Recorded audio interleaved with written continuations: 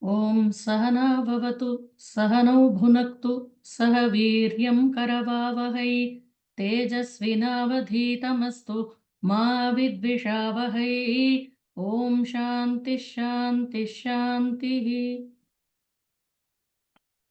So, welcome you all to the final session of the Indic Knowledge Landscape and Overview. We have had a wonderful time going through so many topics and so many rishis actually. Learning about those rishis and their contribution to the Indic knowledge landscape. And today's topics are Puranas and Dharmashastra. They are the Upangas. And till now we have dealt with the Mimamsa, Nyaya, Vistara and all those things. Today we are going to conclude with Puranas, ITIHASAS and Dharmashastra. So, Purana. What is Purana and what is the difference between Puranas and ITIHASAS? If we look at the Puranas, they are one of the most important branch of Samskrita literature, which is very sacred to us, and they contain the essence of Vedas, Vedangas, Dharmashastras, all in one. And they describe the historic evolution of mankind, the eternal cycle of creation, sustenance, destruction, and also they reflect the contemporary life and thought of the society, and then the moral code of conduct present in each of the kings and their lineages, and the many contributions of many rishis to the society. And all these are molded in the Puranas. Then the term Purana is used in the sense of Pura, meaning old or ancient. Shatapatha Brahmana, Chandogya Upanishad, Brihadaranyaka Upanishad all talk about Puranas. They say Purano hi Katha Divya Katha Katha Divya Adivamshascha Dhimatam. So what does a Purana contain? What are its characteristics? All those things are explained in one simple shloka. And there are many Puranas, multiple Puranas are there. But according to our great rishis, only 18 Puranas are considered as the Mahapuranas, most important Puranas. And there are 18 Upapuranas, and then there are many Puranas which came later on. So, according to this shloka, Ashtadasha Puranani Puranajnaha Prachakshate Brahmam Padmam Vaishnavancha Shaivam Bhagavatam Tatha. So, there are 18 Puranas accepted by the Panditas. Brahma Purana, Padma Purana, Vishnu Purana, Shiva Purana, Bhagavata, and then Naradiya, Narada Purana, Markandeya Purana, Agni Purana, Bhavishya Purana, then Brahma Vaivarta, Linga, then Varaha Purana, Skanda Purana, Vamana, Kurma, Matsya, Garuda, Brahmanda. These are the main Puranas. Then, what should Purana contain? It is Sargascha, Pratisargascha, Vamshaha, Manvantaranicha, Vamshanucharitam Chaiva, Puranam Panchalakshanam. A Purana must have 5 characteristics, 5 important contents. What are they? It should be sarga. There should be sarga. There should be discussion about creation. Then pratisarga. It is about sustenance and destruction and all those things. There should be some vamsha, like a great lineage, great Adi Purusha, like Surya, Chandra, Agni, like that. Then there should be a Manvantara, discussion about Manvantaras. What is Manvantara? That we will come to later on. Then there should be a great lineage. Once we talk about Surya, there should be a lineage. Like Rama's dynasty. If we look at the lineage, the Adi Purusha, the first of that lineage, Surya, Surya's son Manu, from then onwards, the lineage comes down. So, thus we have 5 important concepts to accept some text as a Purana. Then we have these, one more, this thing is there, Pura, Atita, Anagata, Athau, Anati. So it is about something that happened long ago, then something that is going to happen. There are many stories in between. Then Puranas are an expansion of the Vedas, you can say. So whatever is there in the Vedas, that has come as Puranas. And the Puranas are divided into Satvika, Rajasa and Tamasa based on their content. If we look at the Vishnu, Narada, Bhagavata, Garuda, Padma, Varaha Puranas, they are Satvika Puranas. Brahmanda, Brahmavaivarta, Markandeya, Vamana, Bhavishya, they are Rajasika Puranas. Matsya, Kurma, Linga, Shiva, Agni, Skanda, they are Tamasika Puranas. And then to remember, how do we remember? So many Puranas are there. So they have come up with this sutra format. Madvayam, Bhadvayam, Bratrayam, Vachatushtayam. So Madvayam, that is Markandeya. Then Matsya and Markandeya, Madvayam, 2 from Ma. Then Bhadvayam, Bhagavata and Bhavishyat. Then Bratrayam, that is Brahma, Brahmavaivarta, Brahmanda. Then that is Agni Purana. Na is Narada Purana. Pa is Padma Purana. Ga is Garuda Purana. Lim is Linga Purana. Ku is Kurma Purana. Ska is Skanda Purana. Like that. This is, I think, there in Pravesha book also, if you have seen this shloka, this sutra. Then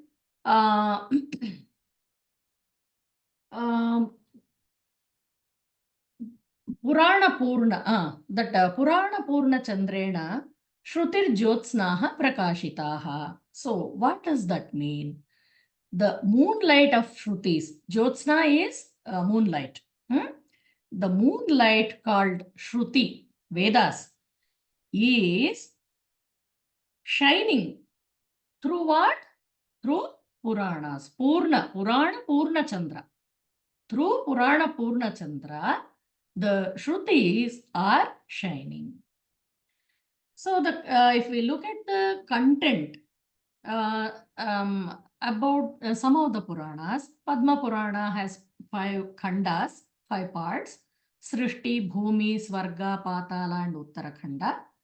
And about Bhagavata Purana, they say, Vidyavatam Bhagavate Pariksha. So Bhagavata Purana is a test for the learned people. Garuda Purana has Panchayatana Puja Vidhi, that is Aditya Ambika, and so many puja rituals, how to perform those things are described in Garuda Purana, and also some for some of the sins, what are the punishments given. one has to undergo and all those things. Then itihasa. What is itihasa? ITIHASA. So indeed it was. So in Puranas, the whoever has composed that Purana, he is not a part of that Purana. That Purana, that story happened, the whatever events were there, they happened long ago. And the writer has written at a later period. Whereas for Itihasa, it is the writer himself is a part of that story. If we look at the Ramayana and Mahabharata, they are called Itihasas. We can say they are a systematic documentation of the events which happened during the poet's lifetime. And who is a rishi? Who is a kavi actually? We call them Adi. We call Valmiki Rishi as Adi Kavi. So who is a kavi? A kavi is a rishi also, because one who is not a rishi, he cannot become a poet. He cannot be called a poet. The word rishi is derived from rish, root word, and it means to perceive, to visualize. And there is a verb related to this, rishi gatau. So here it means rishati jnanena samsara param. A rishi means a person who can see, who can perceive, who can visualize beyond the horizon. Like Vyasa says, when this so many things are happening in Satyavati's life, he comes and tells her, Shvaha Shvaha Papiya Divasaha Prithvi Gata Yavana. You just leave from here, because whatever is going to happen in the future, you won't be able to um, accept those events. It will be terrible. So, Shvaha Shvaha Papiya Divasaha. Like that. So, when we talk about Adikavi Valmiki, he has composed this entire Ramayana, 24,000 shlokas. They are divided into 7 kandas, and he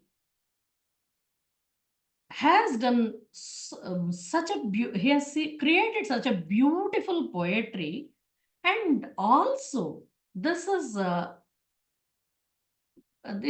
much a great importance. Ramayana is of great importance for us, because it is about the history of ancient India.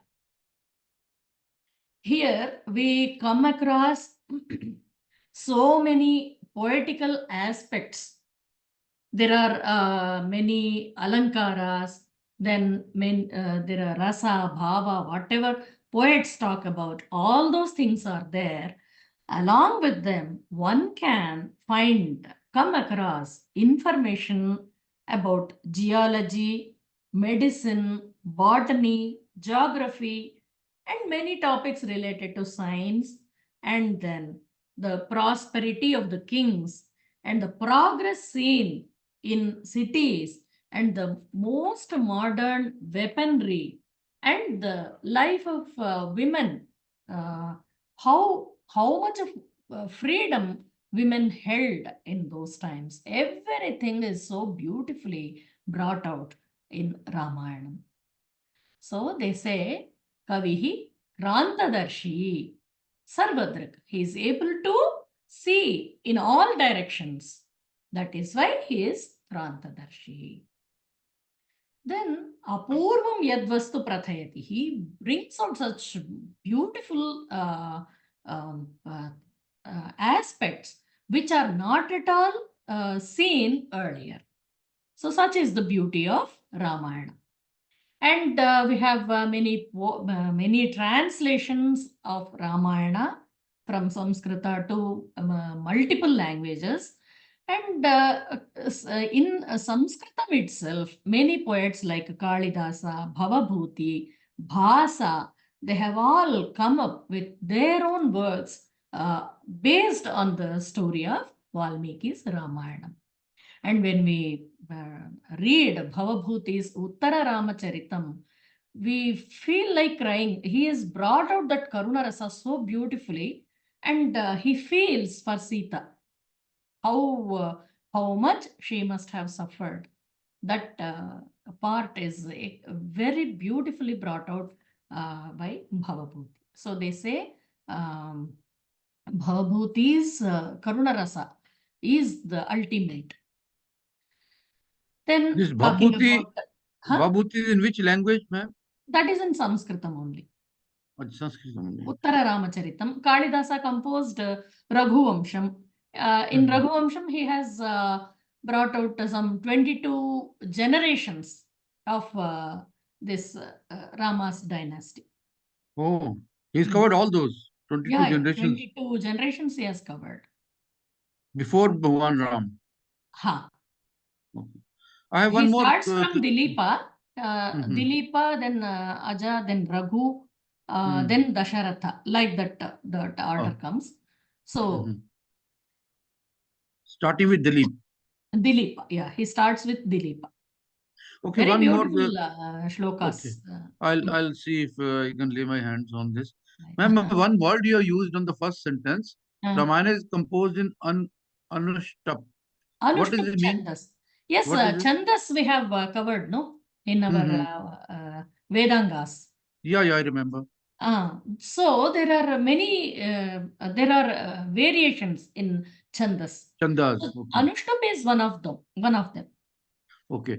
And second query is Valmiki Ramayana, does it have Uttarakhand? You mentioned after Yuddhakand, Uttarakhand. Actually, I have heard some scholars say Uttarakhanda is not a part of Valmiki Ramayana, but Correct. some people have accepted it as a part of because he himself was there, no? Yeah, He he himself was there. Yeah, yeah, correct. and he took care of Sita and the kids, Lava and Kusha, and they were Yeah. taught all the warfare also under his guidance only. Correct. So it should be a part of. See, these confusions happen because Westerners keep influencing us. So we, Yeah. yeah, they bring out so many. They create so much of confusion in our mind. So we should remember that Uttarakhand happened when Sita was there in along with children. Absolutely. She was there Absolutely. in Very, Valmiki. very logical point you brought out, and Yeah. thanks for clarifying. Because Yes, I and always used to read about Uttarakhand and not being part of that. But the uh, way you explained, because he was Samkalin, like in Hindi yeah. called Samkalin, means the same period. Yes, Uh, actually, I was reading some online. I got some link for Ramayana. I was reading. I have it. It was so painful to read. It seems this Rabindranath Tagore. He has talked so badly about some of the like he says. I've written here also. He says Sita was abducted by Ravana when she was attracted by the golden deer, and Tagore says agriculture is bewildered and defeated by the temptation of wealth. oh my God. Oh, I felt so bad. There was no attraction for wealth. If she Yeah, had yeah, obviously. attraction for wealth, she wouldn't come to the forest at all. She would have stayed Yeah, in Ayodhya itself. she was the noble princess of Yeah. Janaka, Janaka's daughter, and then top of that, Bhagwan Ram's wife. I mean, what more you want Yeah. in life? So thank Terrible, you for actually. clarifying. How these people interpret, no? That is really Mm, bad. very tragic indeed. Yeah. And he Thank you. says Sita stands between the verdant beauty of Rama described as Shardula Shyama and the prosperity Lakshmana. Oh my God. I really, all these days, Yeah. I used to like his writings actually. I have read many books of Tagore, but with this, I got scared. Oh No, God, what is this? it speaks of a mind which is not, I think, Sanatani. I can only say that. Because no Sanatani can per se Hmm. interpret the life of Rama and Yes, Sita like yes, this. yes. Yeah, so it's Just perverse, it. I'll say. But one, Yeah. ma'am, sorry, it's a probably topic for another day. I mean, Uh, maybe I can interact personally. It's because you also have been to that place you mentioned in down south where they see the astrology and your uh, future and things like that. yeah, yeah. So a question I'm posing, which everybody can listen, and maybe later when your classes are over, we'll remain in touch. Mm, Why Sita Mata, who was Lakshmi Avatara, uh, had to suffer like this? That Ravana had to take her, and she suffered later also. She had to when she was pregnant, and she had to leave. So often the thought comes to my mind. We humans talk so much of dukkha and all in our yeah, life. yeah. She was probably the worst, and so was Rama, or Yeah. worst off. So Mm. what could have been the reasons? Like when we talk of karma and prarabdha, which are linked to our life both ways. So, what could have caused this to happen to Lakshmi's avatara? That's all. Yes, Not this today. is I mean, just. actually, Hmm, and there is nothing to do with karma for either Rama or Sita. This happened to teach us some lessons, what to hmm, do and what not to do. hmm. I see. Huh. Today only I was reading this Maricha, Ravana comes to Maricha and he is Hmm. forcing him, you go and Correct. become a Maya Mriga. But how Maricha is advising him, don't do Correct. this. You are bringing destruction to your own community. Don't do it. But Ravana says, if you, he's so arrogant and he says, you must do it. And And also, I have read this in fair amount of detail. I'm glad you brought this topic. See, the Marich was refusing because he knew Ram is Lord, Bhagwan himself.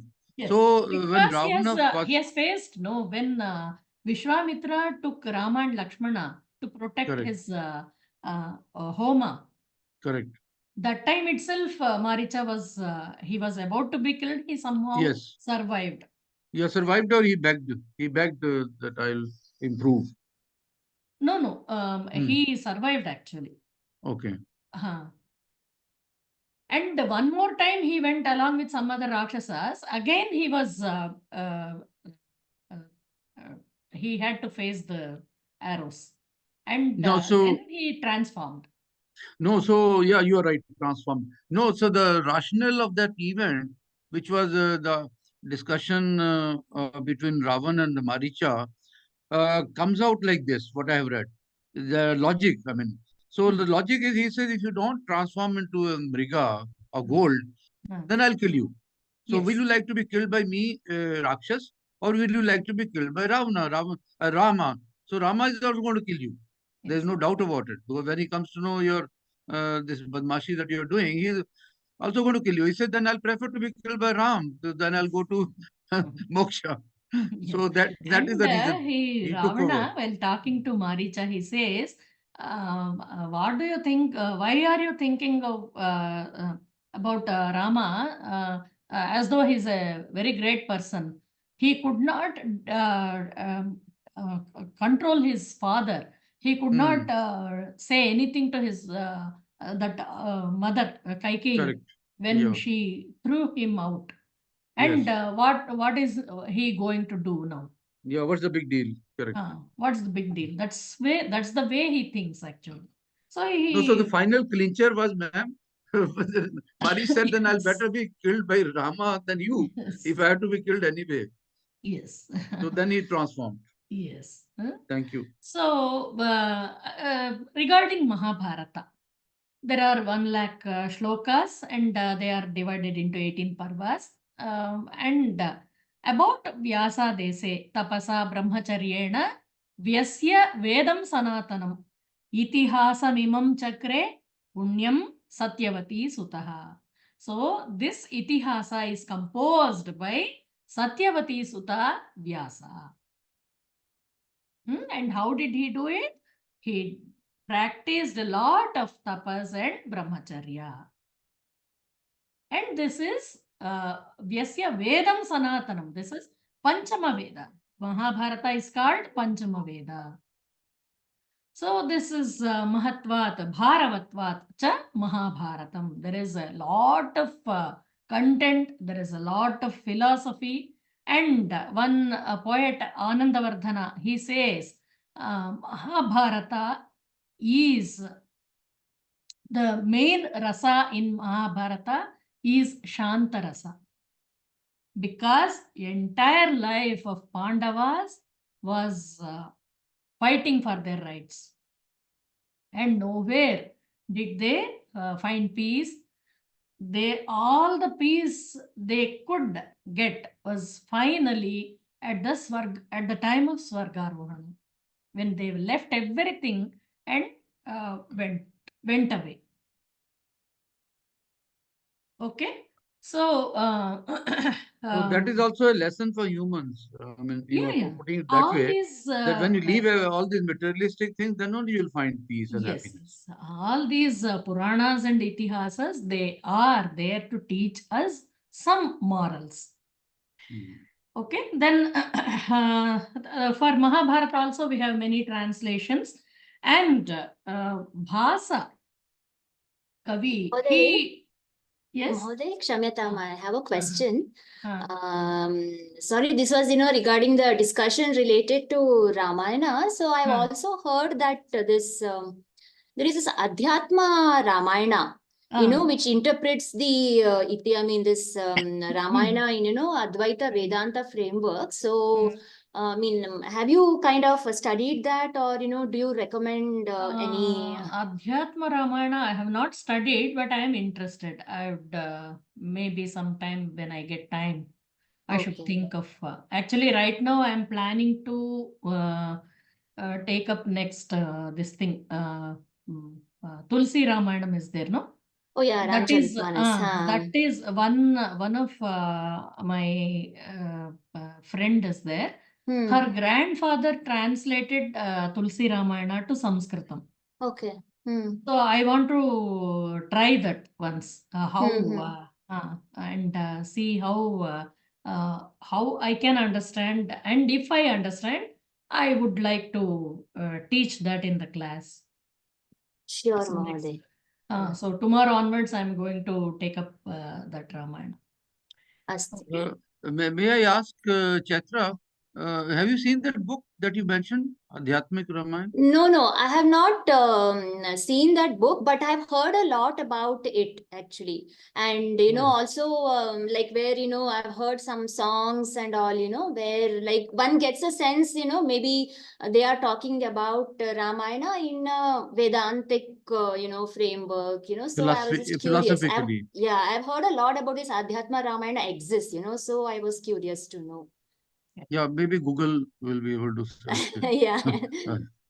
Ma'am, I want to, I'll take a minute. I'm sorry it's getting late today, but since you bring out very interesting points, so one point I want to mention is about Tulsi Das. So if you happen to go to Varanasi, there's a Tulsi Ghat. We went there last year, August. And nobody knows about it much. And if you happen to go to Varanasi, since you mentioned you are interested in Tulsi Ramayana, you will be surprised and probably happy to know that the original Ramayana that Tulsi Das ji wrote, Ramcharitmanas, is lying there in a temple of Lord Hanuman, which he used to pray to Lord Hanuman and I have made some video. There was a Gyani Pandit there who happened to be there coincidentally. I consider my good bhagya that he met us. So he narrated to us the whole story of how Tulsidas ji he met Lord Hanuman, and because he wanted to meet Lord Rama, and Tulsidas ji was guided by Hanuman ji, and since the Pandas who were there of Varanasi those days, I'm Mm. talking of 16th, 17th century, whenever he lived. Mm. They were anti him, that he has come from Balia, somewhere in UP, and he is number one. Mhm. And so he must be thrown out. So he Mm. requested Lord Hanuman that I am doing I'm writing Ramas, please guard me. So Lord Hanuman took five, he transformed into five bodies and he covered him fully. And that's where he used to do it, right? The temple which Oh. is there, it's on Uh, it's on the Ganga Ghat, absolutely. uh-huh. I mean, if you Okay. see through the window, Ganga is flowing just below you. Oh, So okay. that you must go. I mean, whosoever meets me, but nobody knows about it. I was told by a doctor friend Oh, who happens okay. to go very Mhm. regularly. So he says, Okay. Naresh, since you're going there, you must visit there. So Me and my anybody is wife. allowed there? Yeah, everybody is allowed there. The temple has got the original Ramayana kept in a trunk, Okay. which Uh-huh. Tulsidas ji wrote. Okay, okay. I'll And take the details. Anyhow, yeah, I will I'm love to share. interested in going. I don't know Yeah, when, but definitely I'll take yeah. out the I'll details share. from. Yes. Thank Okay. you. Now, Vyasa is the one who has compiled, who has put in a lot of efforts and divided these Puranas properly, and which are the important ones and all those things. So that's why most of the work in Sanskritam, like dividing the Vedas and deciding Vedangas and all those things, everything is credited to Vyasa. Then, when we go to the next topic, that is Dharma Shastra. Before that, we need to know about the yugas, Manvantara, Kalpa, Pralaya, all those things. So, the history of mankind is divided into four ages, four yugas. Krita Yuga or Satya Yuga, Treta Yuga, Dwapara Yuga, and Kali Yuga. And collectively, these four yugas form one Mahayuga. Then 71 Mahayugas form one Manvantara, which is the period of time one Manu presides, you can say. 1,000 Mahayugas, which will be 14 Manvantaras, is a single day in the life of Brahma. That is called Kalpa. And here what happens, 14 Manus will reign along with that set of Indra and other gods and goddesses. Then that set of Saptarshis, 7 rishis. At the end of 1,000 Mahayugas, there is this dissolution, whatever we call Pralaya, all those things. And again, the Srishti starts happening. Right now, among the 14 Manvantaras, 6 Manvantaras have passed. We are in the 7th one. This is Vaivasvata Manvantara. And in the previous Manvantara, that was Chakshusha Manvantara, there was a king, Pruthu. He was the great grandson of Chakshusha Manu, and he built great cities and then developed agriculture, then trade, pasture, cattle breeding, all those things he developed, it seems. And after him, some 20 generations, that Yuga got over. That's what they say. Then coming to Dharma So, Shastras. ma'am, if you don't mind, just go back to previous slide for better Yes, understanding. yes. So, are we trying to say that is the first kalpa at present, because only 14 manvantras are gone out of total savas? How many manvantra means? How many manvantras will make one kalpa? 14. 14 Manvantaras is one Kalpa. And we are in the seventh one. Seventh Manvantara. So that means the first kalpa is still going on. Yes, yes. Yes. Yeah, if we are 7th, 14 have to go, then only kalpa will change. Yes, yes. So we somewhere in the midday of Brahma's life. Yes.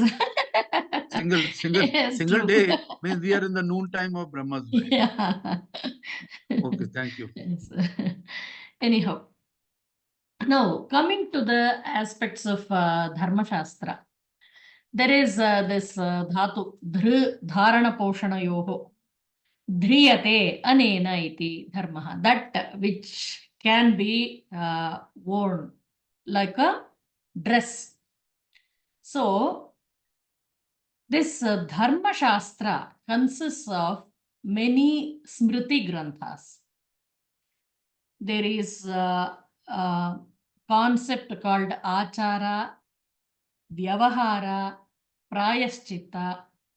All these are related to laws, religious, civil, and atonement, and they help one to get out of the cycle of birth and death. And achara, what do we understand by achara? Achara is there is a dhatu chara gatau bhakshanecha. So this chara gatau gati is to walk. Bhakshana is to eat.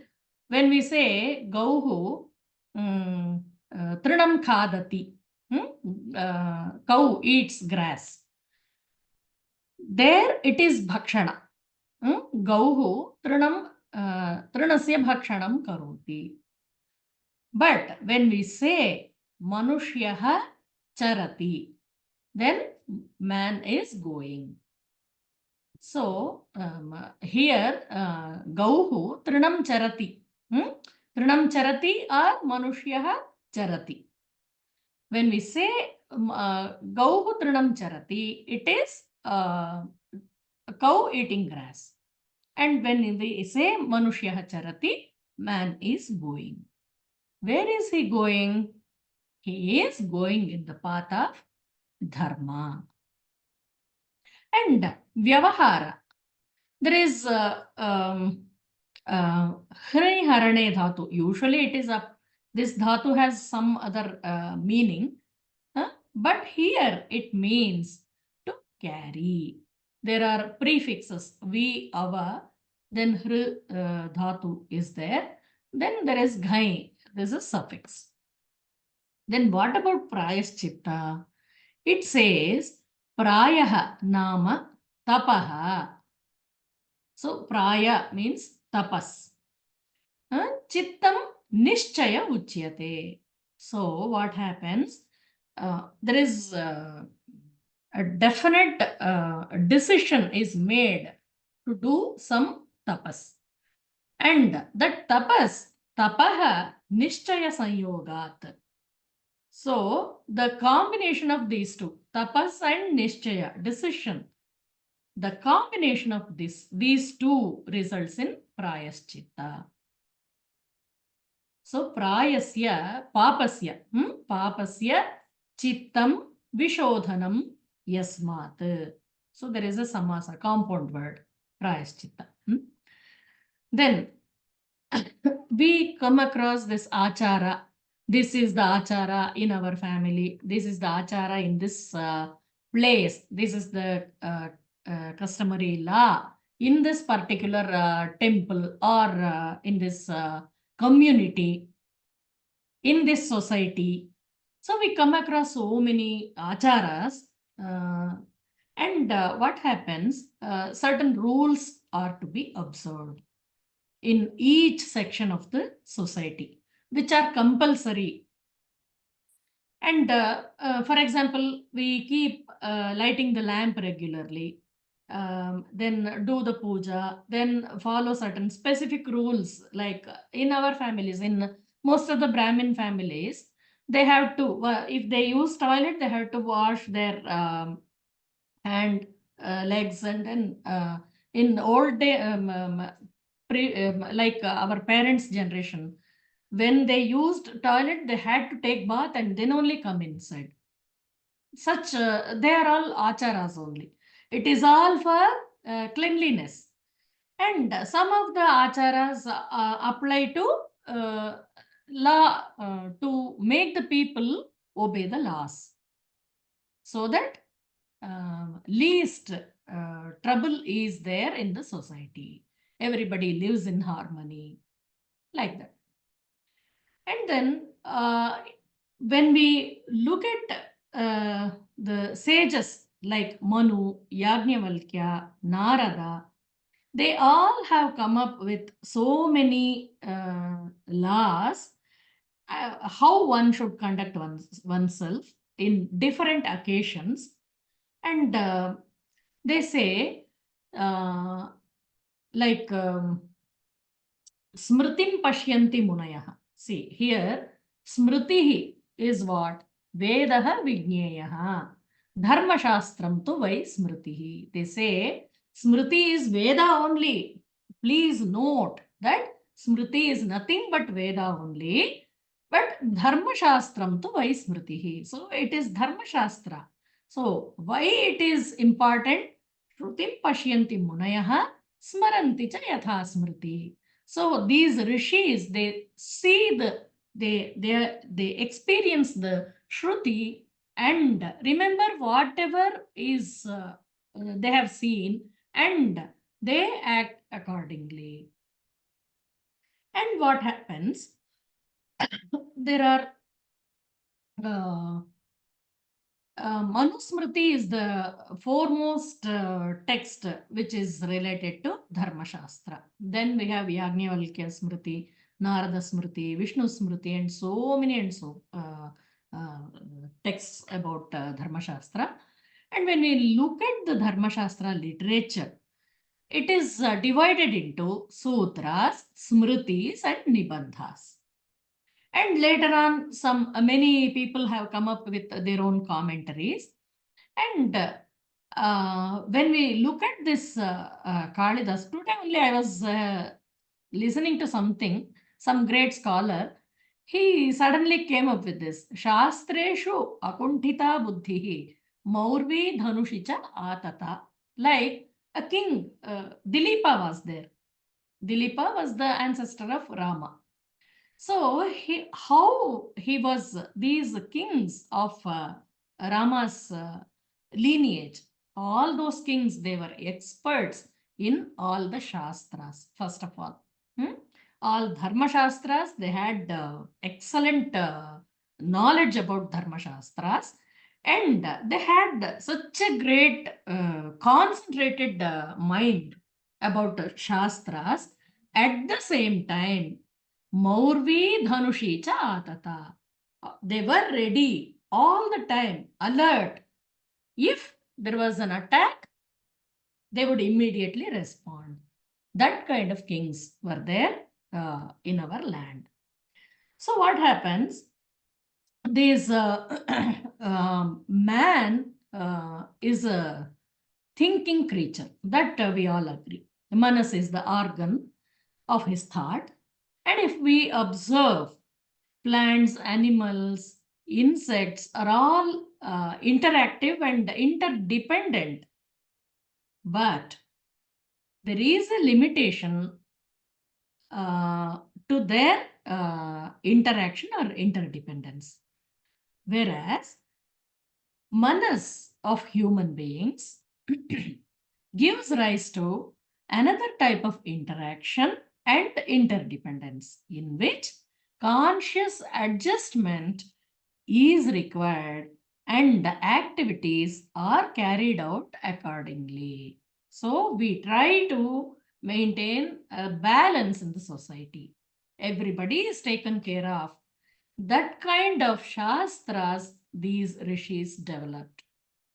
And Rigveda mentions him as the father. He is Father Manu, actually. He is the founder of the social and moral order in the society, who first dealt with the problems of human social relationship. He talks about Nirguna and Saguna Brahma, Moola Prakriti, Srishti, human temperament, and Ichcha, Jnana, Kriya are all discussed in this Manu Dharma Shastra. And law of karma is discussed and how man is creating karma all the time with his actions, and this resulting in the cycle of birth and death.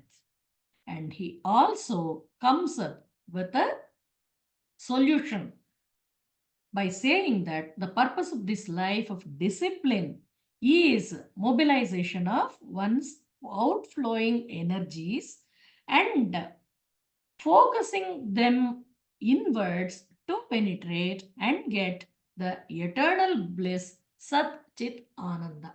That is what is Manu Dharma Shastra is about.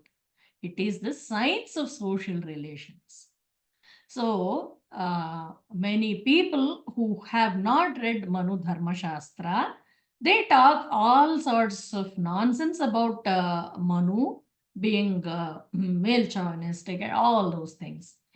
He doesn't care for women. He talks derogatory words about women, all those things. Nothing of that sort.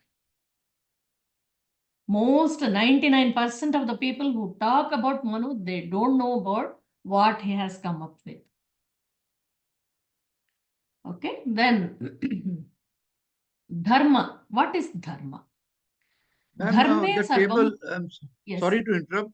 The Yes. table in the last slide, what is it? Is it evolution of the universe in sequence, or what is it? Yes, yes. He how he has come up with so many topics. That's what I actually today my husband was not free, so I put this. I have not done a good work actually. No, it's fine. But my just to understand, are these rows indicating evolution of the universe, or these are separate categories? No, different topics he has dealt These are with. topics. Okay. Yeah. Thank you. And dharme sarvam pratishtitam. So everything is there when one follows dharma. And dharmaha bahuvidhaha loke. So what is this dharmaha bahuvidhaha? There are many aspects to dharma. Desha dharma is there. Kala dharma is there. Kula dharma is there. Jati dharma, vayo dharma, guna dharma, sharira dharma, apad dharma.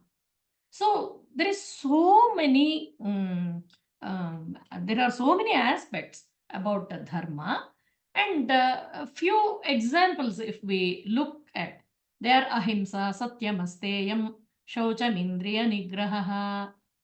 So ahimsa, satyam, asteyam, shaucham, indriya nigraha.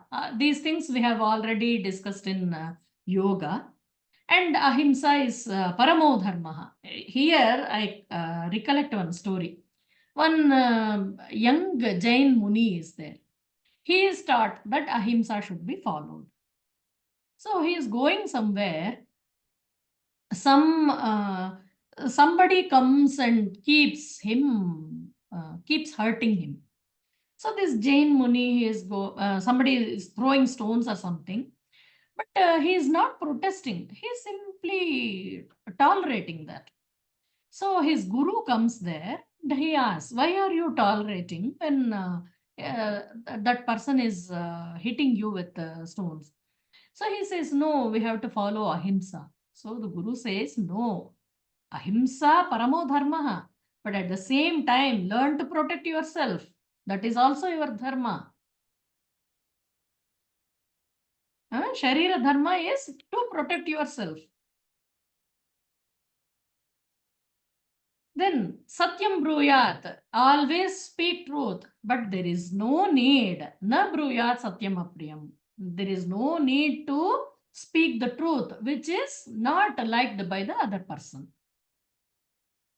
Instead of that, keep quiet. That's all. Then shaucha is kaya shaucha, manasika shaucha, artha shaucha. So kaya shaucha, keep the body clean. Manasika shaucha, keep the mind clean. Artha shaucha, don't eat without earning.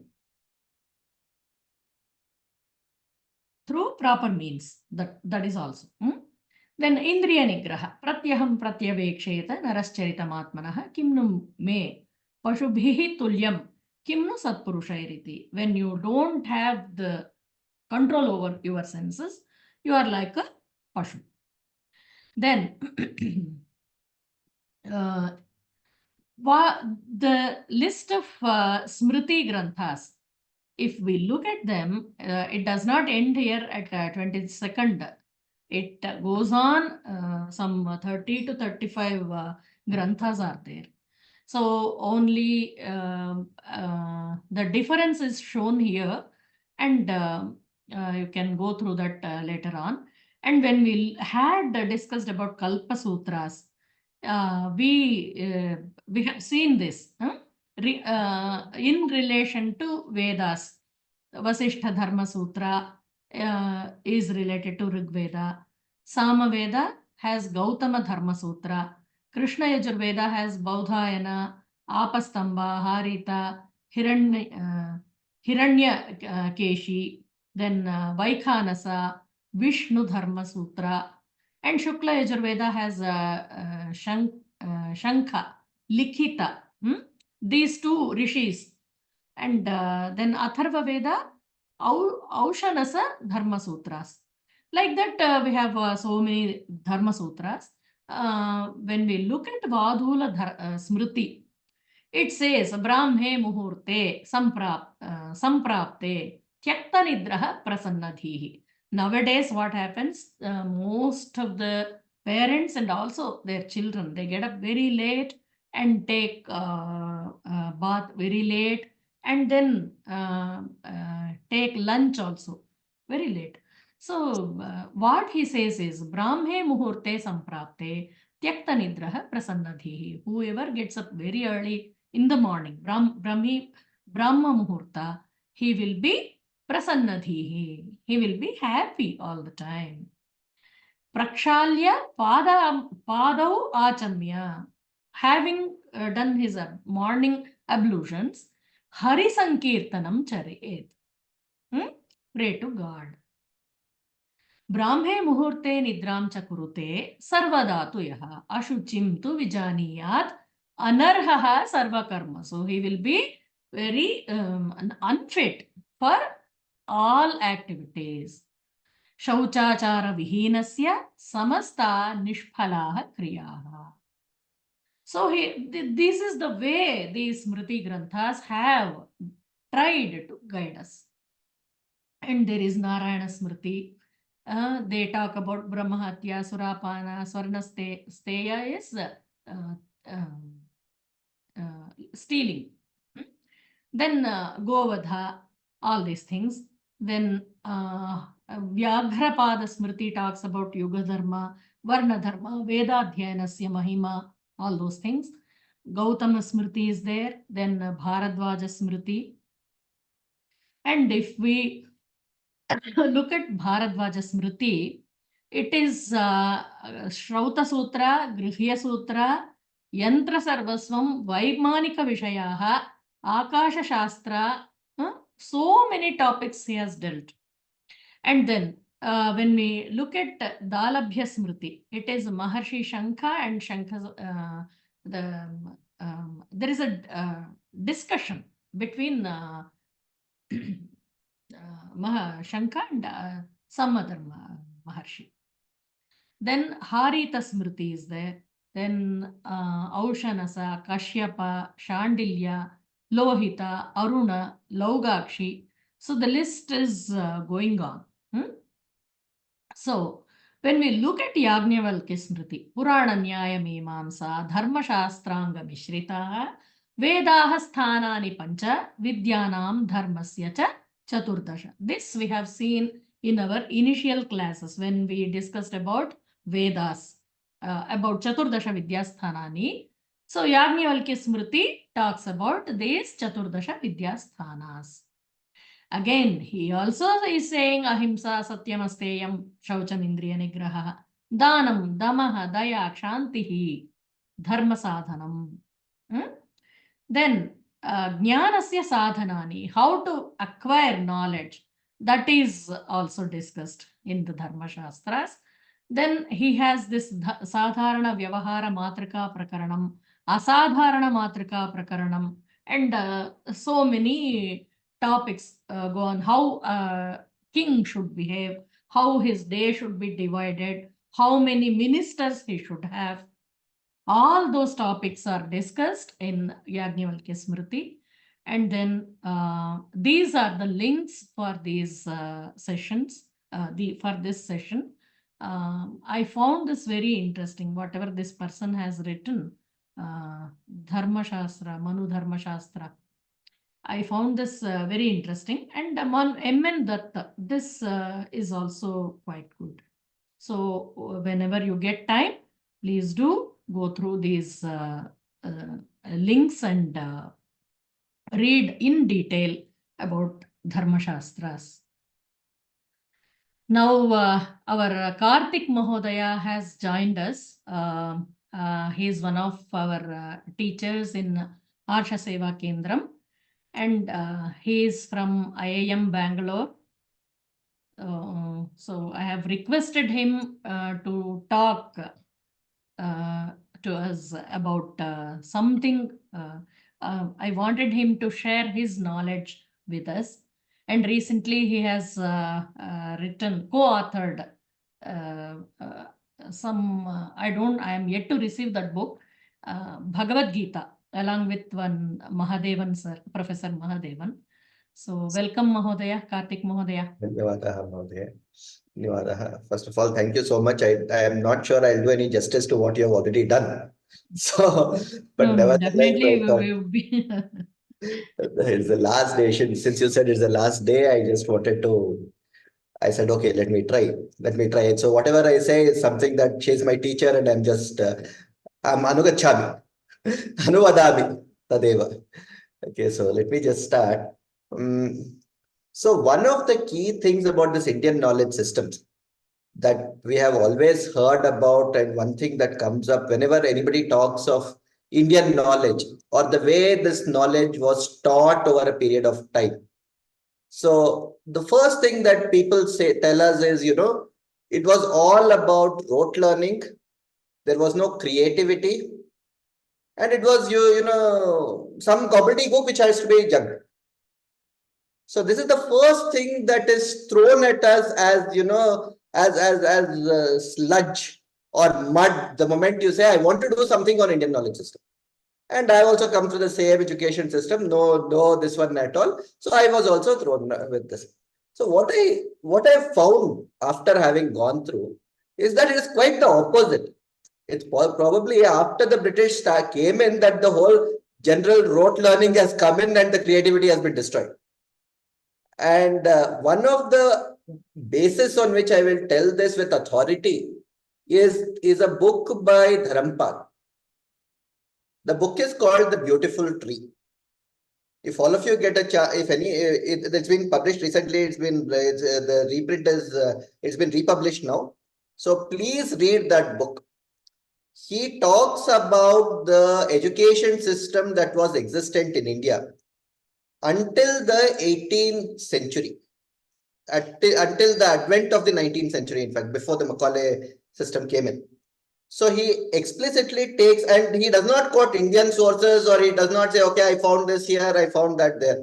He goes to the British archives, sits in London for, so many years, does his research, gives extensively quotes from their own findings, and says that, in every village, they had a system of learning, which was a teacher-student based Gurukula system. So there are about 5 lakh odd Gurukulas that were existing at that point in time. And he also says that, it was not, this upper caste business is bunkum. And there was a very clear system to educate every single person, because every single person had to do a trade, had to make a living. So that is his finding, and that is very strongly that is coming out. So that is the first thing that I found as a book there. So what I'm going to now do is take a few examples and showcase the kind of creativity our people showcased before this whole advent through the Indian knowledge system.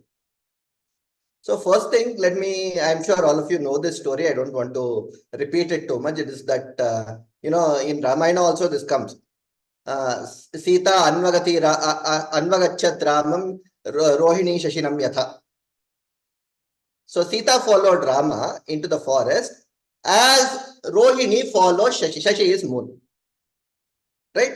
So this whole thing about Shashi follows moon as its own, Rohini follows moon is a very old story in the Puranas, which says, Rohini's, there was Daksha Prajapati, and then whose daughters were 27 of these nakshatras, and these 27 nakshatras were married to the moon, and the moon somehow felt like spending more time with Rohini, so he was cursed by Daksha Prajapati, and that's a good story. So the first thing that is thrown at you again is, it's bunkum, what is all this moon marrying and all those things. So, or a little bit of curiosity, what I did, this was about 20 years back. What I did was, I took one moon cycle. When I say a moon cycle, not just the one going around the earth, the lunar calendar. That I'm sure Haripriya Mahodaya has already taught us all this, that, the lunar calendar is basically, it is about 29 and a half days for every month, and then it goes to 12 months. And then to correct that additional 6 days that are remaining, you add one Adhika Masa at the end of 3.5 years. Right? This is the simple Jyotisha logic that we all know of the lunar calendar. So what I did, that was about at the 36, 42 months, one cycle that was between the year I was born happened to be one such year, the previous year 82 to about 86, 85, 86. That was the period I took. And for each time, each day I mapped out all the moon phase and the nakshatra phase there. So what came out of that was very interesting. Ideally in a 42 time period cycle, you'll find that each of these nakshatra would be associated or would be there for about 43 to 45 times. That is what most nakshatras will be. Rohini happened to be 49 times. Very interesting finding. So they were not wrong in what they were saying, first thing.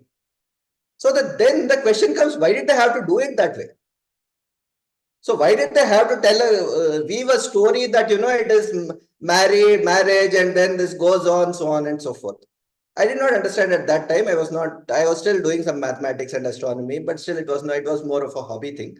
But still I pursued further and then said, okay, maybe this is one cycle, maybe let's see the other cycle. So I just coded out all the things. By then computers had come through well. So I did a simulation. I ran a simulation from 83 to about 2016. That is the 33-year cycle. So that's about 10 cycles like these. Even then, on an average per cycle, you'll find that to be around 48 to 49.5 or 48.5. So essentially, the number, the days that, moon spends in the Rohini is significant. Now, there is a statistical importance, but because I come from a mathematical and statistical background, statistical significance, that is that 95% confidence interval comes from. So that is significantly different from others. Okay. So now let me tell you why they had to come up with this sort of a story.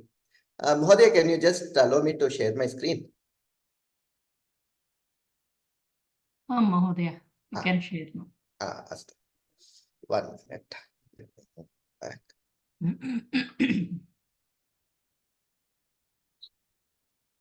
Okay. So this is the relationship between the Earth, Sun, and the Moon, Earth, Moon, Sun, and the stars. I am assuming this has been shown. If it is not, just bear with me. Something like, you have this as the Earth here, then there is the moon cycle, then there is the Rashi. Then each Rashi is into 4 padas, and in each 4 padas, you'll have the 27 stars. These are the 27 stars. Now, let me show you the kind of hard work that is required to arrive at the simplified version of what is called the Panchanga today. Panchanga is basically 5 angas, no? That is Tithi, Vara, Nakshatra, Yoga, and Karna. Yoga and Karna, nobody even understands these days, but nevertheless, let's keep them. At least let's look at Tithi, Vara, and Nakshatra. This is the Tithi, Vara, Nakshatra framework. Now, if you look at the Tithi, Vara, Nakshatra, how do you arrive at this Tithi, Vara, Nakshatra? What we need for the Tithi, Vara, Nakshatra is, first step 1 is to understand the moon's orbit. Okay. And how do you understand the moon's orbit? The understanding the moon's orbit requires a very complex study. The reason is the moon goes around the earth in an elliptical fashion, no doubt. But unlike the earth going around the sun, its apogee and perigee, which is called the jya and the kojya in Indian Jyotisha, are not the same throughout the year.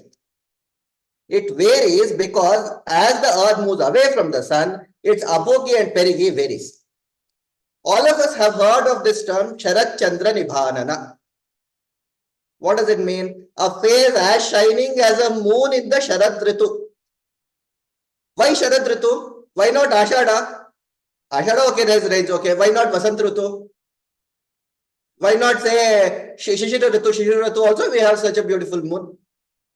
The reason is moon is closest to the earth only during those 2 months of Sharad Ritu.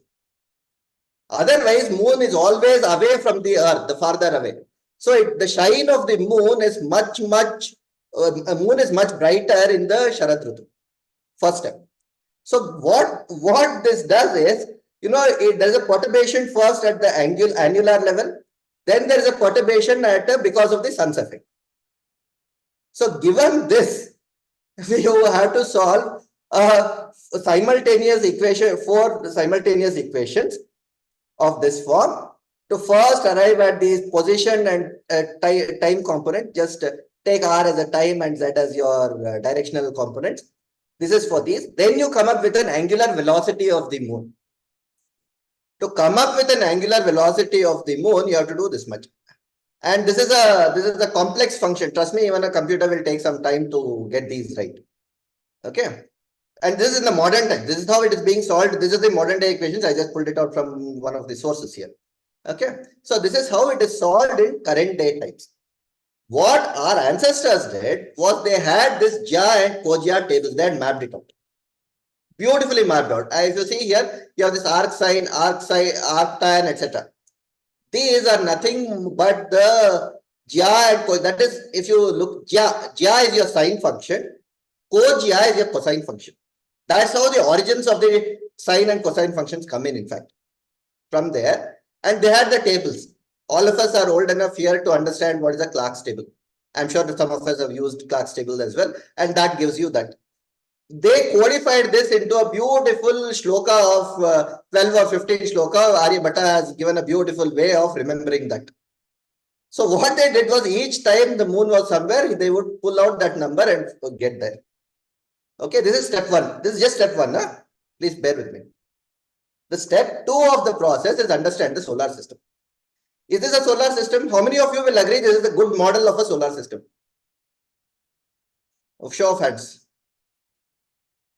Is this a good model of the solar system?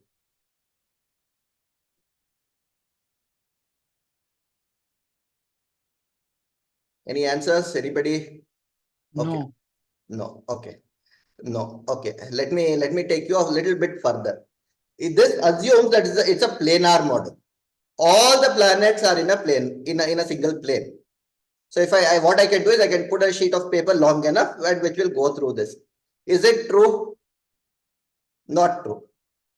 This is a little better version of the solar system because the sun is also moving. Of course, this is also not the perfect because then you have to take the galaxy also into consideration.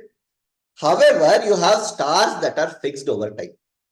And that is the reason why you need constellations and stars to be brought into your computation to get your Jyotisha right. Okay. So this is the sun, you have the earth. If you look at this, if you observe this part, you'll see a Saturn with the ring there. This is a little better version, that's all. This is also not the perfect version still. Okay. This is the step 2. You need to compute your relative position with respect to other planets. This graha to a planet mapping is a very wrong example. Frankly, that doesn't work. Haripriya Mahodaya can give the better etymology of what a graha is. I will not get into that. But it is definitely not wanderers as the Greeks and the Romans imagined. Because for us, graha, moon is also a graha. Okay, so that is a very different concept here.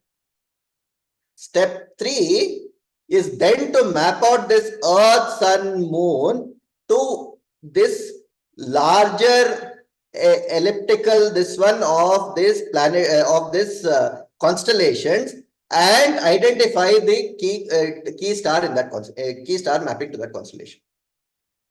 Now tell me, if I were to explain this to a layman in a random place this is all the things to be done for you to find out what the star will be for tomorrow and how many times Rohini will be with the moon, how many people will be able to appreciate it.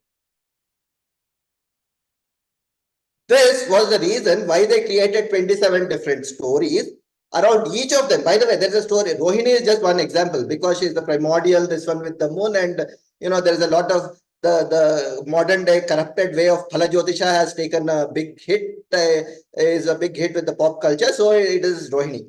But trust me, each and every one of these are a little bit in Tamil, so please bear with me. Each of these have a story associated with it. You can go to the Puranas, you will see each of them having a good story, explaining their position, relative position, and their way to remember them. So that's a very good creative business. Okay. So the next one I wanted to share with you was another thing. How many of you have heard of one of this traveling nights problem?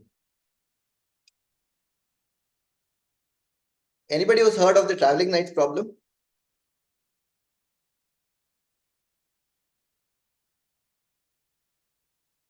Let me share this. If you don't know what the traveling nights problem is, it's basically all of us know the what happened to this? Sorry.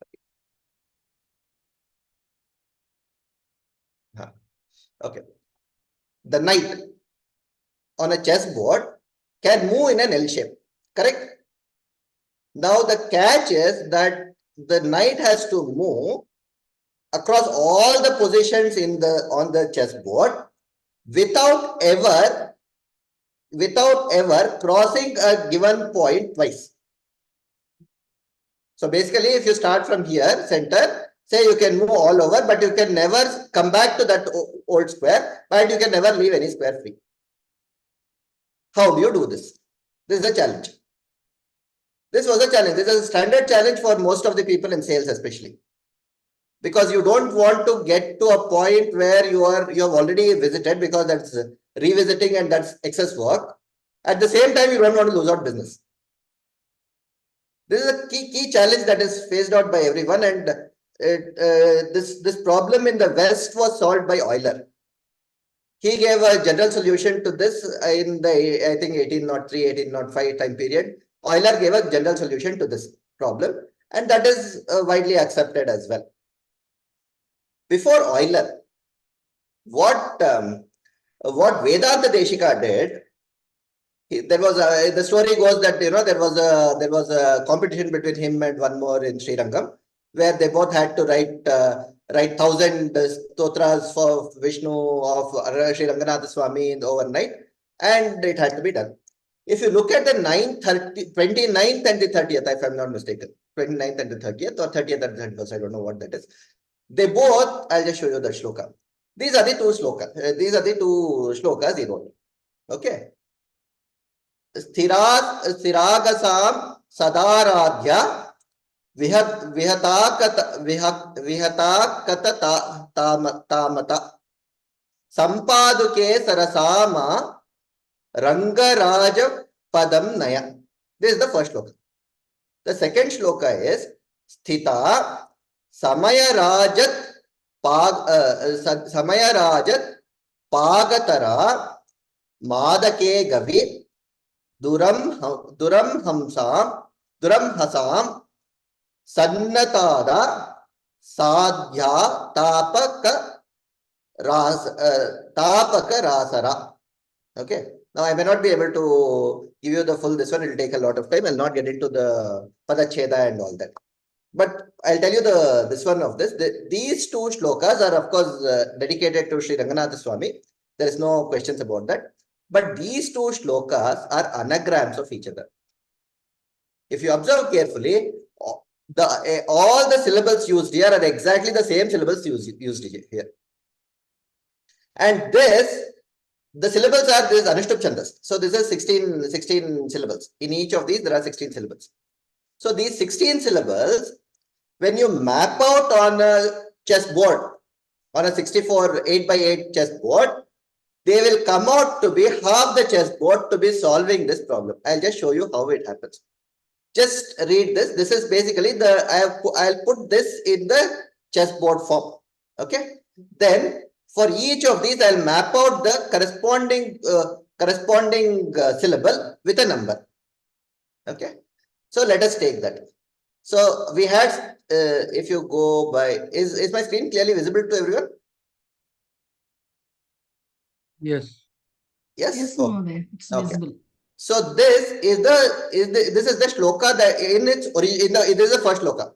Sthiragasam sadaradya vihata kata tamata sampaduke sarasagama gama rangarajat padamnaya. Okay, this is what it is. Now, this is the second shloka. What I have done is, these numbers that you see are basically the numbers of these anagram things. So, sti is the first one. Ta is here. Okay. Sa is 3. This is here. Okay, I have mapped it out that way.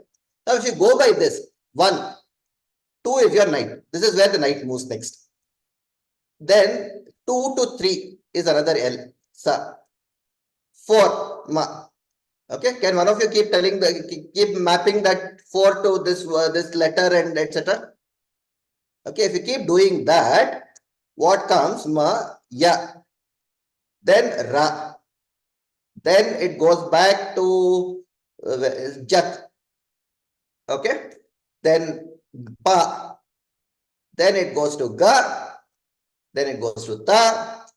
Then it goes to ra, ma, da, then K, then Ga, V, then 17 is Du, then 18 is Ram, Ha, Sam, 21 Sa, then Na, Ta, Da, Sa, then again 26. Where is 26 for me now? I had Dya, Ta, then 28 is Pa, Ka, then Ra, Sam, Ra. Okay. And then if you want to start all over again and cover the complete chessboard, you just have to come to this one Sti and again start over this half, the second half. Okay, so this was put out as an anagram. Now you tell me, if that person is not a mathematical genius, is he just out of creativity or is he just out of this one? This is not a problem that Sheldon Cooper would think of and put it out. Now, if you don't know, I'm assuming a lot of you know who Sheldon Cooper is. Okay, if you don't, just Google him up. Okay, so this is how they had solved some problems, some of the problems. So to say that, this one was not, we were not creative enough is sort of misleading. So finally, what I will do, probably I'll finish with one last one, and then I will close it. This is from the Vedas. So, there is always this whole idea of how do you draw a framework for achieving some goal. Let us say we want to earn a lot of money, correct? So you need a framework to achieve that. Of course, you'll work hard, you'll get money, all those things are enough ways of doing it. But you need a framework for that, earning that money itself.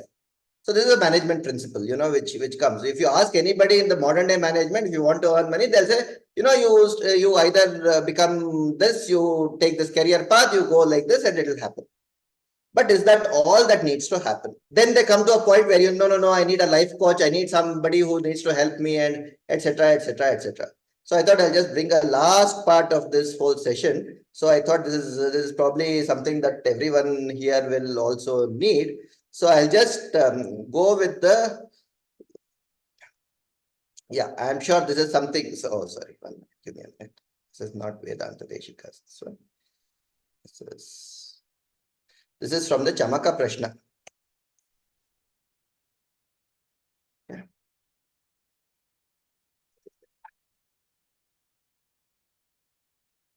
So I'm sure a lot of you would have heard this.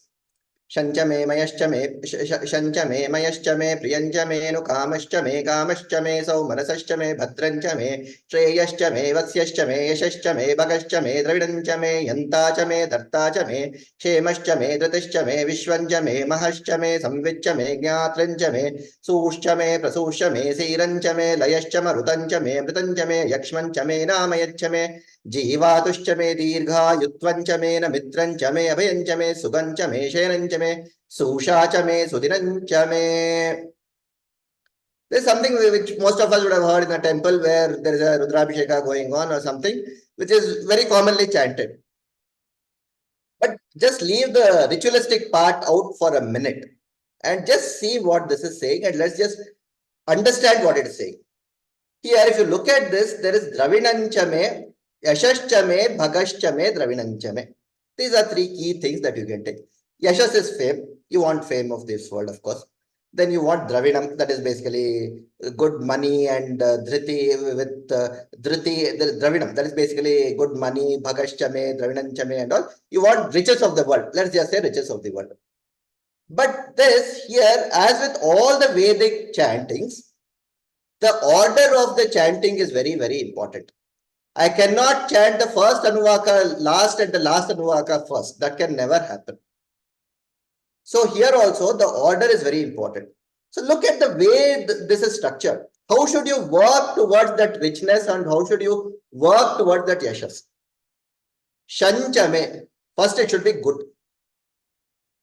Okay. Mayashchame. Worldly. Priyanchame. Wholeheartedly. Okay. Kamashchame, something that I desire. I don't want somebody else's desire, somebody else has earned it, I don't want to steal it from him. No. It should be coming from that. Saumanasashtame, that is coming out of full goodness of the manas everywhere. Bhadranchame, good things. All around us, first of all, there should be safety and good things. Okay. Shreyashchame. Shreyashchame, Shri is also in some form wealth and this one. Okay. Vasyashtame, then you say Yashashtame. Give me after I have got so much, then come to a point where I'll be able to be famous. Okay. Now, then you get Dravinam, Yanta, Dharta, and all these things. Shema is be protected. Okay. Then Samvichame, fullness. Jnatranchame, know how to use it. You need to know how to use it. If you don't know how to use it, what will you do? Accumulating the whole thing. Right? Then Layashchame, Rutanchame, it should be cyclical. Okay.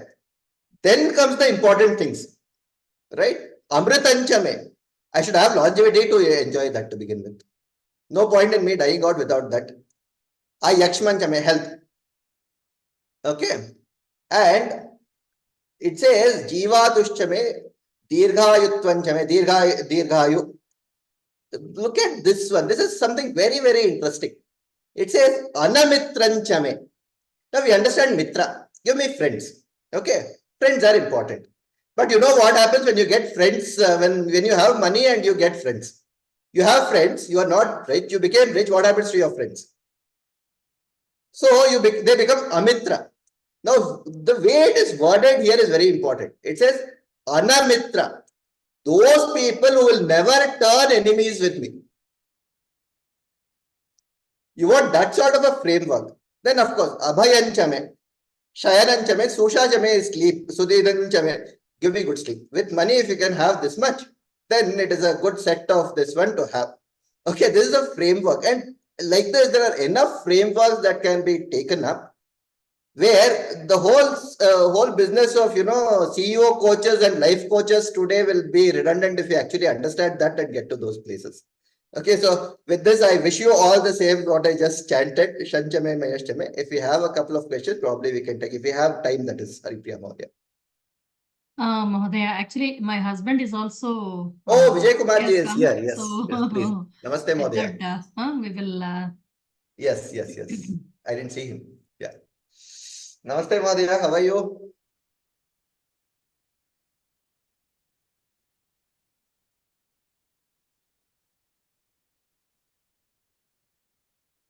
Namaste. Yes, good evening to all of you. At the outset, I would like to congratulate all of you for your persistence, for staying the course of almost, I believe, about 7 months. And that definitely establishes that you're all really serious seekers of knowledge. And I believe you would have enjoyed this course. Otherwise, you wouldn't have stayed so long with all the challenges that we face.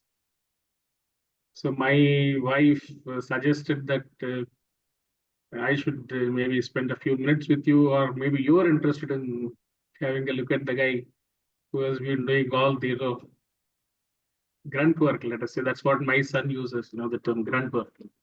Anyway, if you have any questions, we'll take it up. Otherwise, I would like to very briefly touch upon a few aspects for your consideration.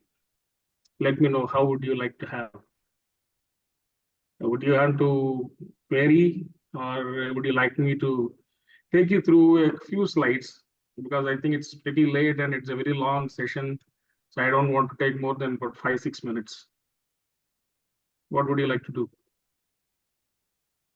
I think I'll prefer, sir, you kindly show your slides so we Okay. gain some knowledge from what you already have the agenda in your mind. Thank you. We'll do that. Let me give me a second. A lot of known faces here. Nice to know Mahodaya. Sundaresh Mahodaya is also known. Shibani Mahodaya comes to the class.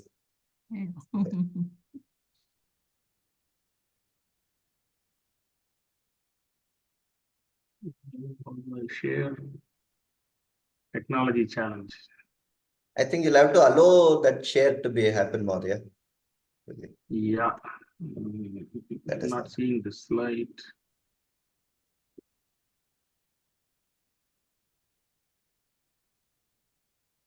What's that? Share பண்ணிட்டா?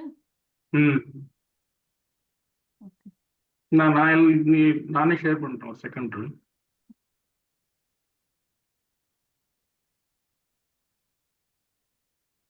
Yeah. Karthik Mahodaya, it was excellent actually. This whatever you talked about mathematical aspect, I don't know much, but like Vedanta Deshika and all, I enjoyed.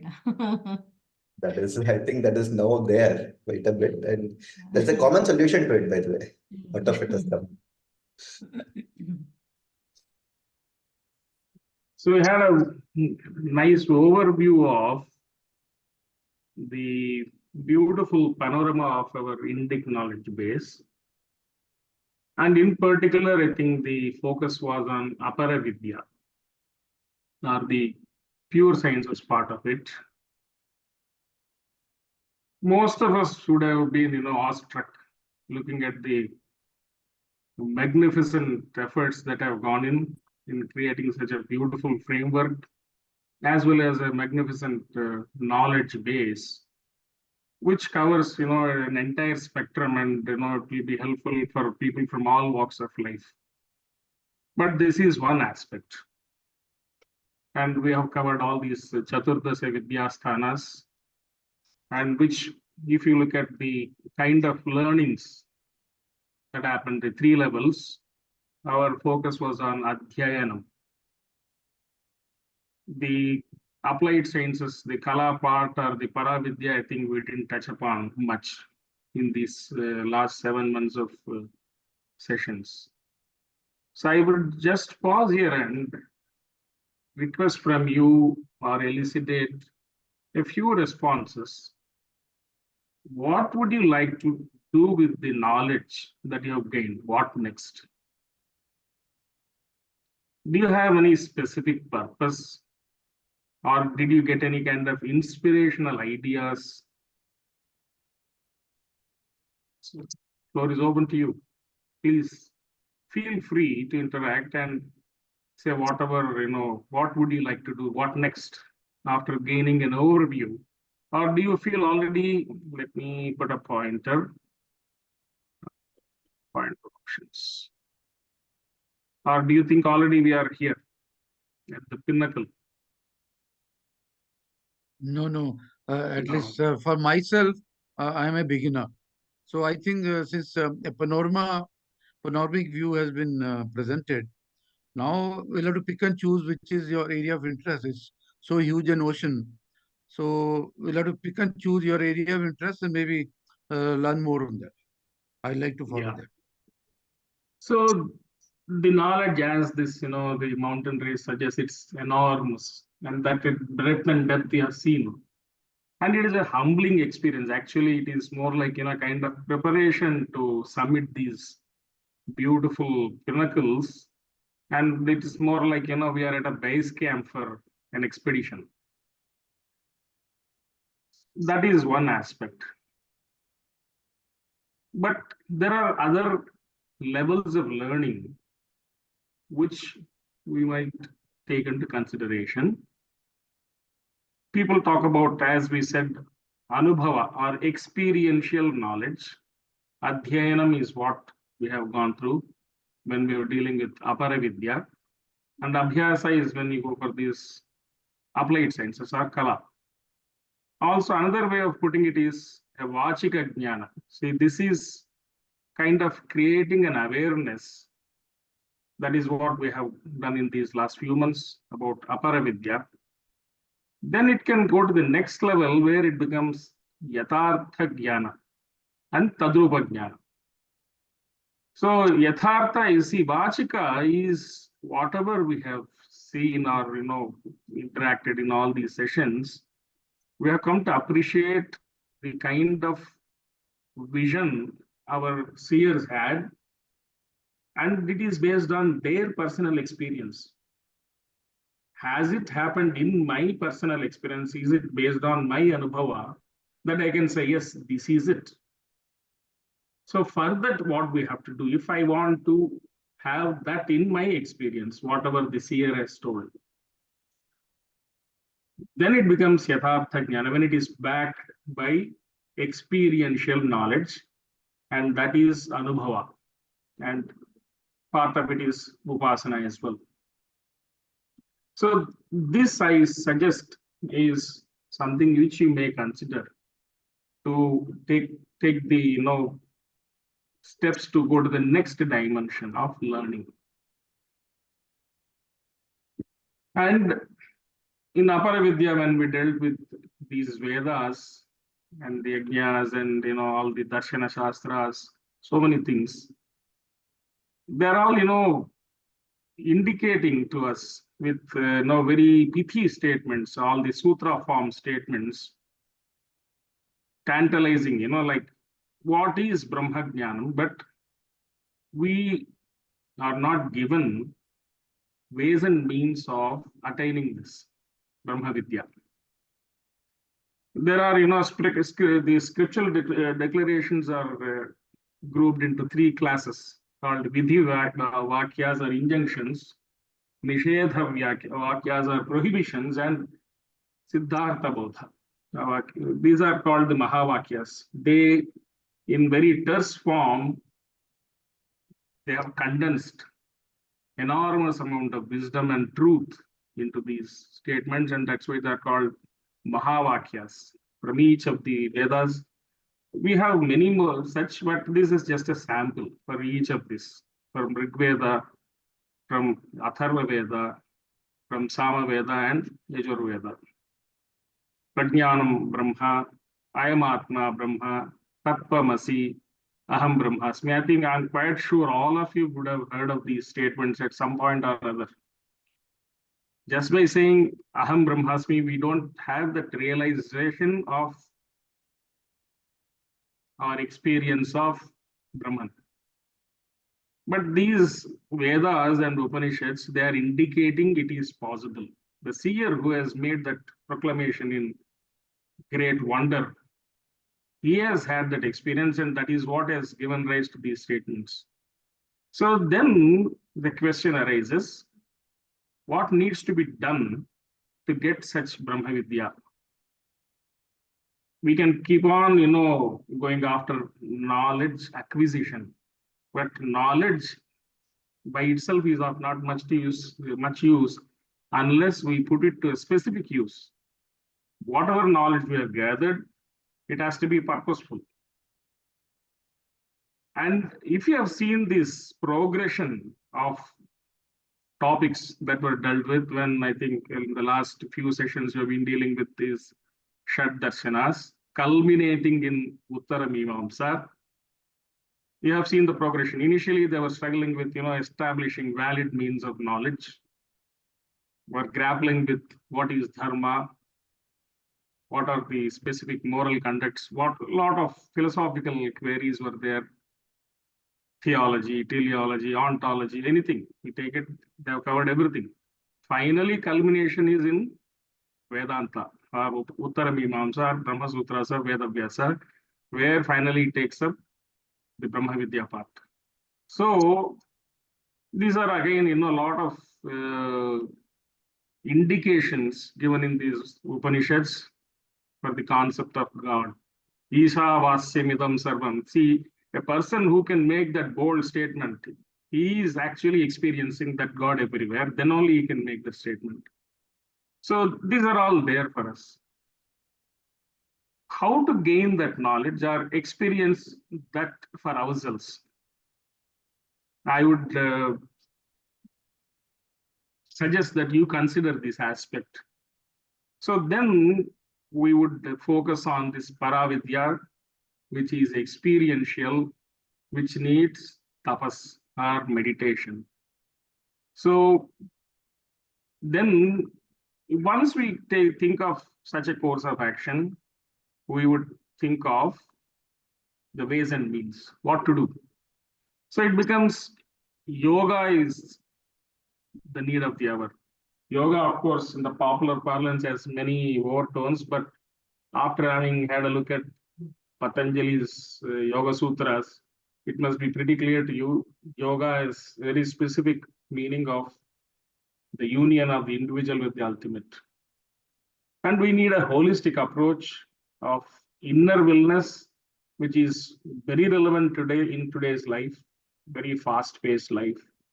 And that means what? We cannot spend eons of time only on knowledge acquisition. A lifetime is not enough. So when will you get the Brahma Vidya then? Isn't it? So what we need actually is a set of simple practices which are holistic, which can be integrated into our daily life. That means we are not eschewing our material aspect of existence and running away to forests and spending the entire time in the tapas, but which need to be taken together in our life, and it can be integrated into part of our daily routine. So we need such simple practices which are holistic, which can be integrated. And they say the best way to predict the future is to create it. So there is a possibility to design our own destiny. And this Ashtanga Yoga we have dealt with as part of the Patanjali Yoga Sutras. It tells us all the things, what, why, when, where. But how to do this? How to gain that experiential knowledge?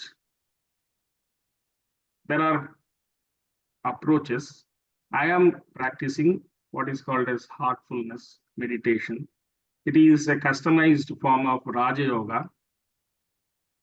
And it has a set of core practices, starting with the meditation practice aided by yogic transmission or pranahuti. Then there is a cleaning technique which is basically a rejuvenation, which we do in the evening. And in the night, we spend a few minutes in prayer, which is connecting with our higher self. So I will pause here and say these are the references which, if you are interested, you can, maybe get in touch with Priya, and then we can take it up further. Because I didn't want to take up too much of your time. I just wanted to pose this query for you to mull over what to do with the knowledge you have gained, what are the next steps you would like to consider, whether you would like to have an experience of this Paravidya. Thank you.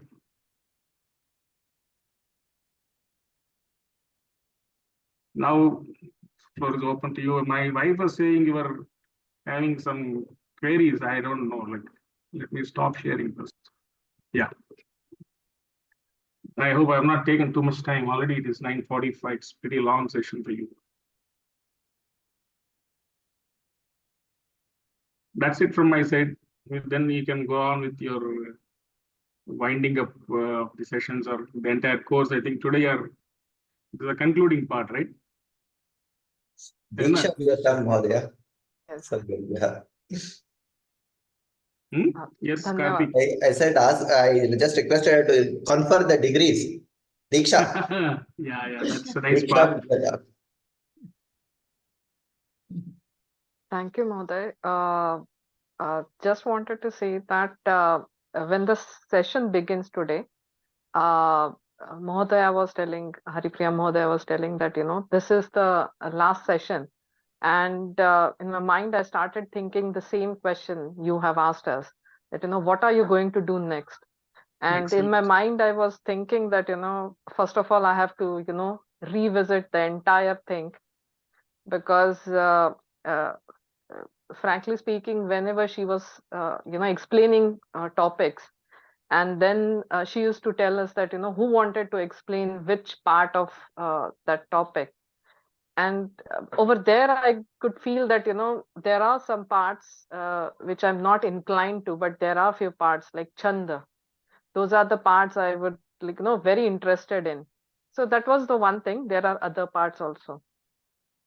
So those are the same questions came, and just now you have, underlined those questions in my mind again. So definitely, at this moment I have decided that, let me first go through this. And even Haripriya Mohoday once told me that if I wanted to pursue further, then I would definitely consult her to take her guidance in this field, because currently in market or on social media, there are multiple people coming up with Indic knowledge, but how much they are, giving that information is, I do not have that information at this stage.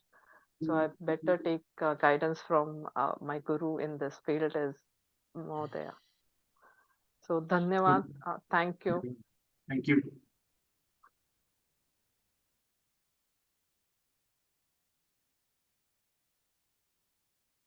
Sundaresh Mohodaya, do you have any questions? Actually, Vijay Kumar sir and Karthik sir, I don't have words to explain how nicely and how impactfully both of you explained some of the very complex concepts. And while you were explaining and while you asked this question, what next? I would like to summarize this with one impactful statement from Taittiriya Upanishad. Swadhyaya pravachanabhyana pramadithavyam. That's what I would like to do. Swadhyaya pravachanabhyana pramadithavyam. Whatever little I know up at this point and what I'm learning through all these courses and whatnot, I would like to continue like what Vijay Kumar Mahodaya said in a heartful meditation. I have my own way of doing Rudravasheka every day in the morning. I'll continue with that same process and hopefully at least try to get some of the basic understanding of these Mahavakyas and whatnot. Thank you once again. Hari Om. I am really blessed to have been part of this course. Haripriya Bhagini has taken us through a lot of knowledge which was organized exceptionally well. And through Haripriya, we also want to thank Vijay Kumar Mahodaya for actually supporting her in creating these wonderful, exceptional slides that actually I haven't seen such wonderful slides up until now. I have read some literature, but I have never seen all these things put together in such a nice way. So it's my sukruta. It's my fortune that I took this course and also came to at least meet all the good people's class, Vijay Kumar and Karthik and all those people. So Hari Om Tat Sat. I would like to pray to Lord that I keep opportunities like this so that we can keep learning and trying to implement the next step as what Vijay Kumar sir mentioned. Thank you. Thank you. I also wish to take this opportunity, sir. Thank you very much, Vijay Kumar Saab and Mahodai, who has been with us for 7 months, backed by you, Vijay Kumar Saab. I mean, I had my life in Air Force for so many years, but I'll second what Sundaresh Mohoday said. I'm yet to see the slides. I was teaching myself also in Secunderabad in College of Defense Management, but I am yet to see the slides quality that was comprehensively put across in one slide. So many things which was also comprehensible. And my hats off to you, ma'am, that you covered it so beautifully. There were times when I was lost because it was a topic for the first time. I will admit, but then I think you carried the day beautifully. I used to halt you also very often to understand, and you are very kind to make it clear despite your interruptions. So I'm obliged, and let me tell you, I wanted to join the Sanskrit course, basic, this year. After I left my job in Air Force and Civil where I was working, I had time. But then this new course I happened to see on the WhatsApp or in your website, and I thought, let me, because I had this inclination right from my childhood, if I may say so. But then what devotion has been opened, I'm lost for the timing. So my future plan is, as you said, I would just want to go over this again myself. There's so many slides, I'm sure where we can access it in our own time and the videos that are available. So I will like to go through myself and probably share with my family members. My son who's in US is also very much interested in this. He's got a group also there. So I would like to share with him, with your permission. Oh, he will be too happy also for the share with his people. Thank you very much. And we will remain in touch, but I love to go through another course of this nature if at all you are taking it up. If at all. Thank you very much. God bless. Thank you. Thank you, Mahodaya. Haripriya Mahodaya, thank you very much. I learned so much in 7 months span. I want to tell my sons who are very much interested in all these things, Vedas and everything. I want to tell everything about this course. And in future, I will ask them to join this type of course with this Haripriya Mahodaya and study. Thank you. Thank you. It's very, very interesting.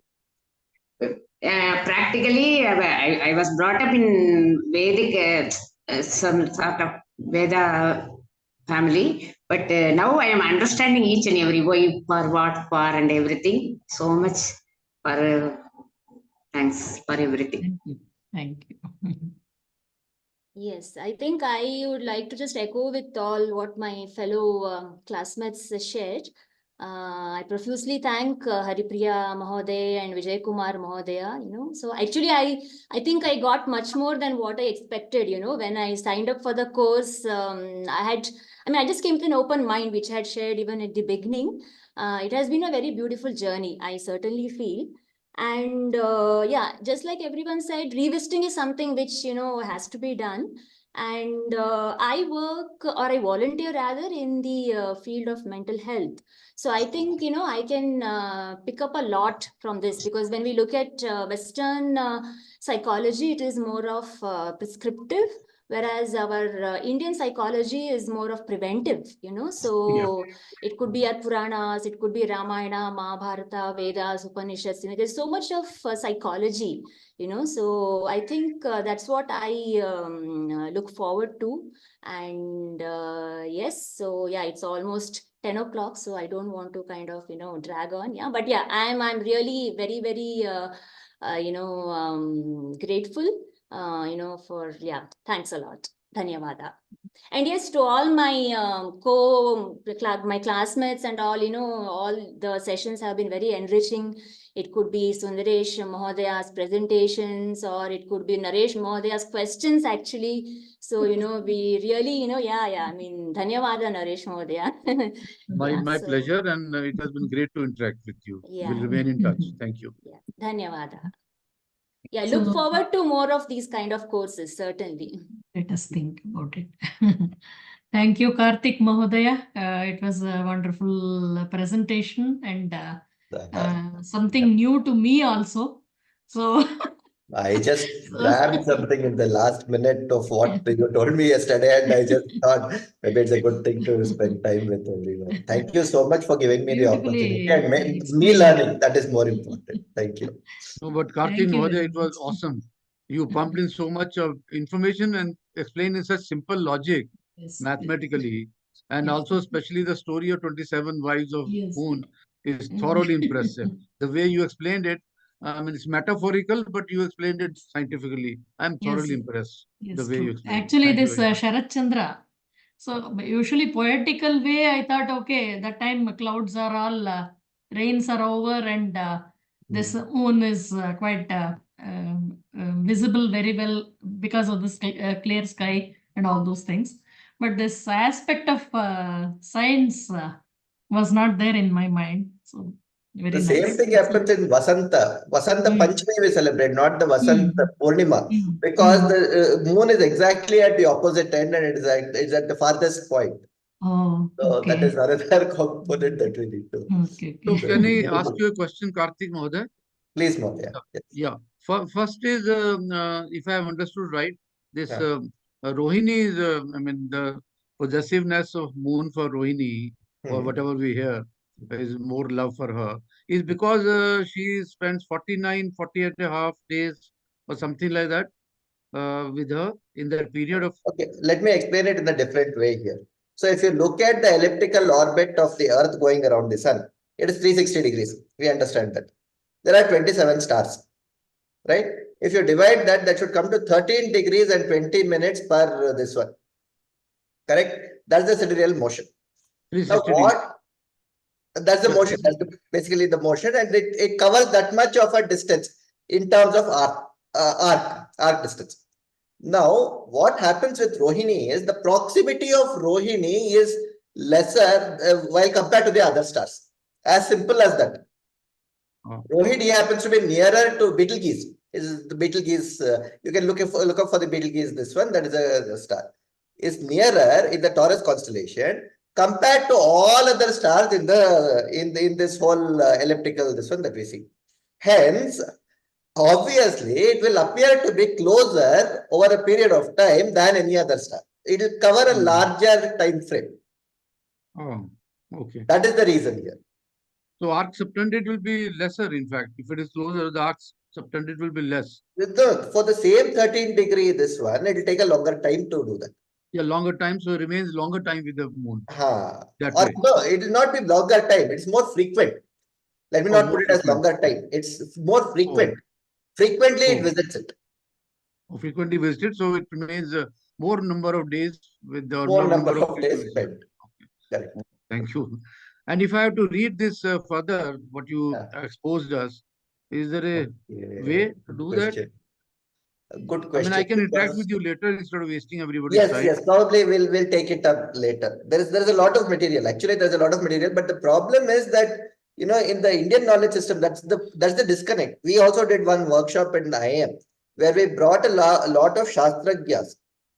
Then there were all these script readers. That is basically these leaves, palm leaf readers who could read that. And then there were modern day science people. And we wanted all of them to interact and come to a common ground where things meet. Unfortunately, nobody connects with the other. That becomes a big challenge. The science people from the science, as I gave the example of Sheldon Cooper, is one of the characters in one of the series, in one of the things. That person is so conditioned not to be creative, even though the mind is allowed to be creative. Because science forces him to not be creative in some ways. Whereas our own shastragya's are so deeply, mechanically doing a lot of things that they don't come a little bit up to say, okay, where can we make a match? So if I may compare the same point, if you observe through XY or rho theta, the problem is reference point. Frame of reference is different for those people and for us, maybe. Exactly. Point is the same. Whether you see in rho theta or XY, naturally, if you don't interpolate the two references, then how will you meet? How will you convert? Yes. Thank you very much for explaining this. I'll be in touch. Sure, Mahoday. Please. So Thank you, Dhanyawadaha for inviting me. everybody. Let us wind up with Shanti Mantra. Om Sarve Bhavantu Sukhinah, Sarve Santu Niramayaha, Sarve Bhadrani Pashyantu, Ma Kaschid Dukkha Bhag Bhavet. Om Shanti Shanti Shanti Harihi Om.